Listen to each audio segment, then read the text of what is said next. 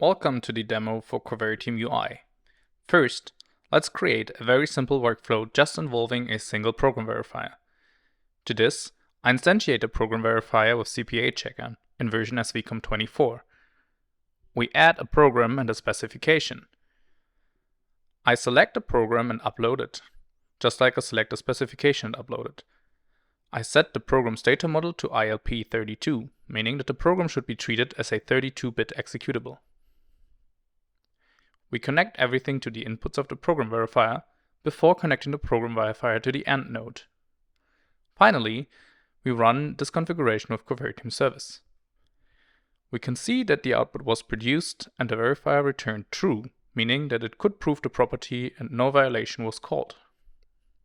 We can also see that we can download the output data of CPA checker. Here, for example, we can see the true logs that were produced by CPA checker, other than the logs of CoVeriTeam that were displayed in the terminal window.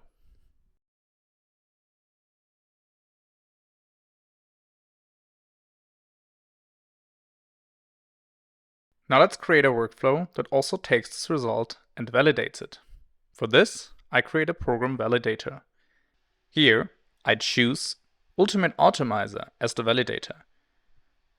I will configure it to confirm a correctness witness. That means that it expects CPA checker to return true, together with a witness, a file that CPA checker uses to convey information about the true result. We can see both tools were downloaded by CoVeriTeam Service, and also Ultimate Optimizer confirmed the true result.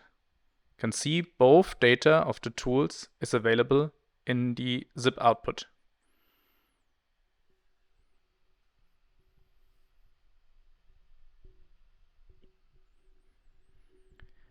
Now let's create a little bit more complicated workflow. What if I want to have a generic workflow that also works for false results, meaning if CPA checker could not prove the property? For this, I will create a second program validator node, this time using Ultimate Optimizer with the violation configuration, expecting a violation witness. For control flow, we will combine two if-then-else nodes. The first one tests whether the verdict is true. If yes, we go to the previously known correctness witness validator. The second one will test whether the verdict is false. We do this because there's a third state of the verdict, unknown, that does not need any validation. If the verdict is false, we invoke the new program validator Ultimate Optimizer for violation witnesses.